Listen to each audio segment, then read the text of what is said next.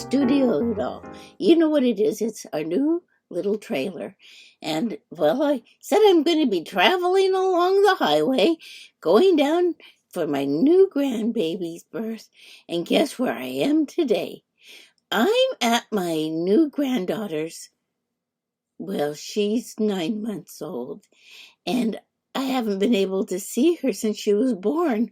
Only on FaceTime and Skype and all those kind of things. And oh my goodness, we arrived last night and I just bawled my head off.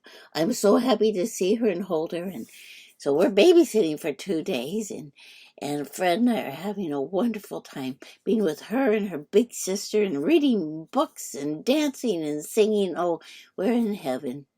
So we're in this little trailer that we kind of remodeled a little bit, put a little of Nettie's touch into it.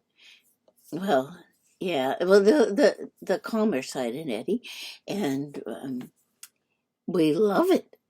We have been able to stay at fairgrounds and rest stops, and it's just so nice. And don't tell anybody, but we can pull over anywhere we want to go to the bathroom. Oh, too much information. That's okay. Well, let me tell you a little bit about our feelings right now. Coming out in COVID and being vaccinated and trying to figure out just what we can and can't do. Well, what we do know is all but one of our children now are vaccinated, and including the pregnant mama. And so that keeps our family pod pretty safe. But I tell you, on the way down, people wanted to see me, and, we wanted to meet with so many people, but we decided this was not the trip because it means so much to us to be able to visit with all of our grandchildren and our children that we haven't seen them for a year and a half. So we didn't want to mess that up. So we haven't been out in the world at all. We haven't traveled more than, well, about 100 miles from our home to go to one children's home, over 3 months ago. But really, we go to the grocery store and sit out on our deck, but we haven't been out where we've had to make decisions, and it's an interesting feeling. So, you walk into the store to get something and you go, well, I don't know any of these people. They all have masks on. I'm wiping down my cart, their cart. Not really. Making sure the cashiers wash their hands, and we have some food here. We can cook. We can cook on our little stove, and we have a nice refrigerator and a little freezer, and we have our own bathroom, and we have our own shower. So we're really safe in here, and it's so freeing. And I don't know. I keep wondering what it's going to be like for us all to emerge. How do we do it? Some are just going to fly the nest as soon as they can. But for Fred and I, we're kind of thinking, with some of my autoimmune issues and, having had eye surgery and having my immune system maybe be kind of that maybe we need to just be cautious and overly cautious, if there's such a thing. Because we just don't know. We've had the Johnson & Johnson shot, and we hear we can still get sick. Well, so for sure, we just want to be very cautious before we go down to help my daughter nest a little bit. And we wanted to make sure we could hold these babies right where we're at. So we're going to remain cautious, but I'm wondering if, well, the question I posed on my Sermonetti last Sunday, you can find my podcast, Sermonettis, at any podcast provider. And, I don't have a huge following, but for the most part, most of my stories and most of my ponderings are like having a journal. And just trying to teach people to be first responders in love and to be the light. And just kind of keeping a tight ship, like, what do we need to do? And what's our responsibility? And so I talked a little bit about wondering where we all are right now, knowing that the blossoms are on and the world's going to bloom a little bit pretty soon when everybody starts leaving their homes. We already know that some people came out of the bud a little bit too fast when our little town went back into the red last week, right after Easter. And, we didn't go to church on Easter. And I got to thinking, here's my question. If you're not going to church or you're not going to, maybe meetings and stuff, you're still doing everything on Zoom, will you be comfortable going to church? When will you be comfortable going to church? And I actually don't know. I actually don't know when that's going to be for me. And, I honestly think that there's a chance that not knowing that and not pondering that could keep me into some sort of a reclusive state where I feel really safe.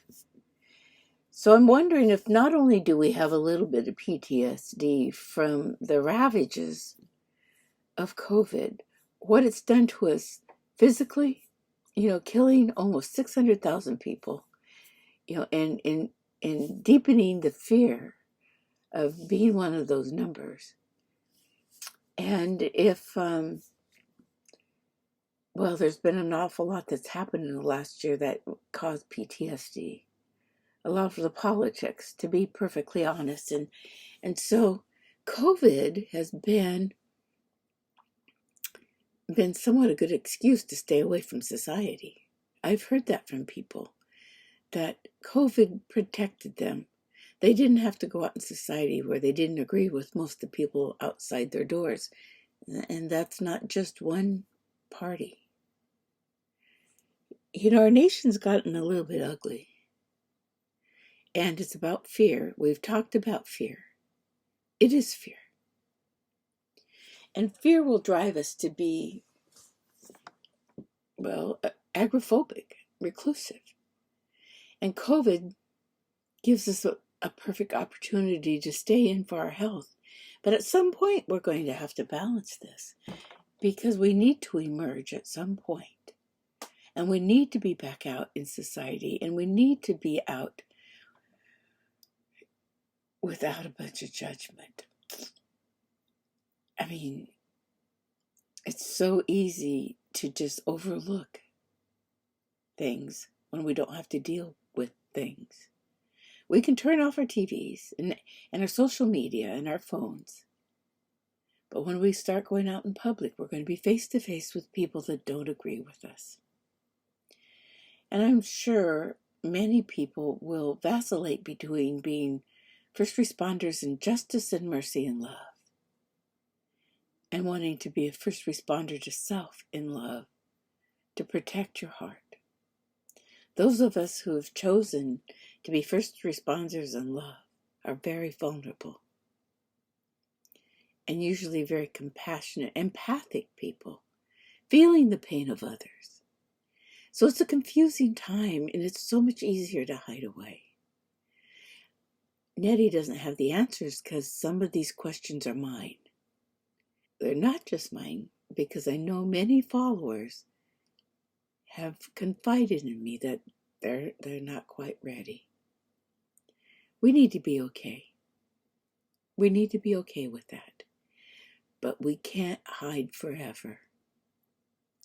So my promise to me and to you is to be honest with how I'm doing with my emergence. And we're starting with this little trip. I mean, it wasn't just going to the grocery store for Nettie. It's getting in a car and going thousands of miles. Well, not quite thousands. Well, sort of back and forth, depending. But, so far we've gone, 560 or 70 miles. 600. Fred said 650. So, the world looks about the same down here in California as it did back in Oregon. People are out and about, but they're not. They're all masked up. The stores aren't very crowded. You can get parking places.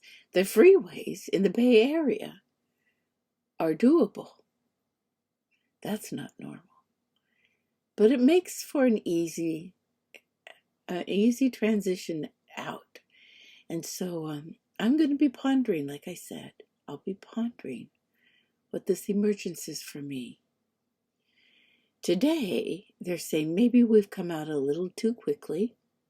And that's definitely true in Oregon, where some of us have gone back to red since Easter and spring break. The little towns especially the tourist towns, getting inundated by some of the valley people who just couldn't wait to get out. And my heart feels for them too. I mean, we're so lucky on a lake and in the ocean. That's a good place to be isolated. Others don't have it so lucky. But it's still we need to be responsible to our fellow human beings. And so, by example, Fred and I will lead on this trip and not going any place we don't need to go. We still will go to the grocery store using all of the safety stuff. And, washing our hands. My hands are really dry. Oh, they're really dry and cracking from washing my hands. Well, we'll fix that. We'll fix that. So, I'm going to leave it here for now.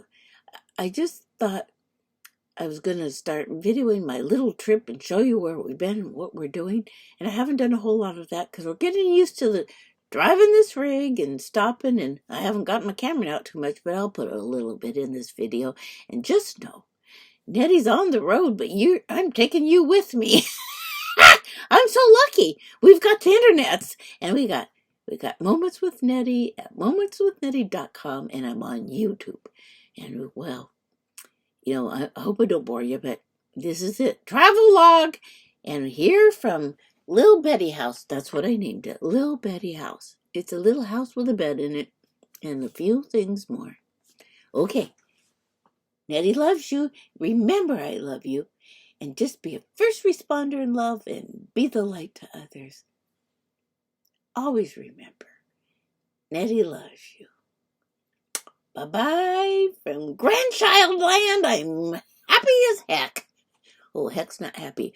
I'm happier than heaven. Bye-bye.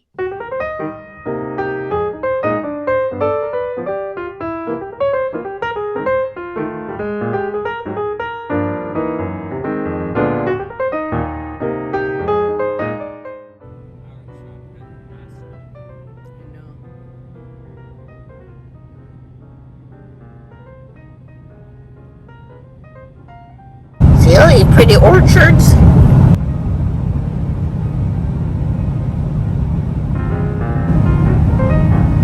Are those walnut trees, Fred?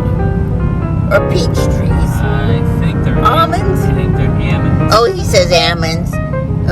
You can tell he's from the Midwest, where almonds, they weren't even invented in Ohio until sometime like in 2000 when I told him that they're almonds. It's hops. It's hops. Remember, my daddy picked hops in 6th grade to take care of his family. There's your walnuts. Oh, there's no walnuts, and you can't call those walnuts. Just like you can't call almonds almonds. They're almonds and walnuts, not almonds and walnuts.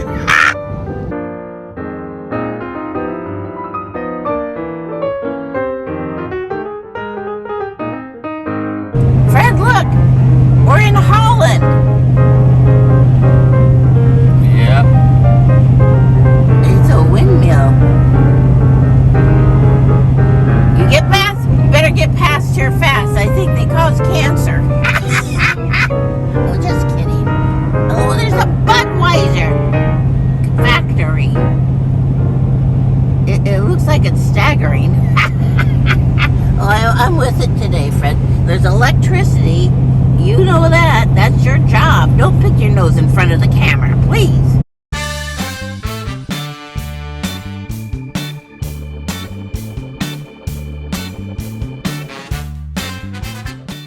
If you want to see more of these educational videos from Nettie, if you subscribe, then Nettie will be around for a long time.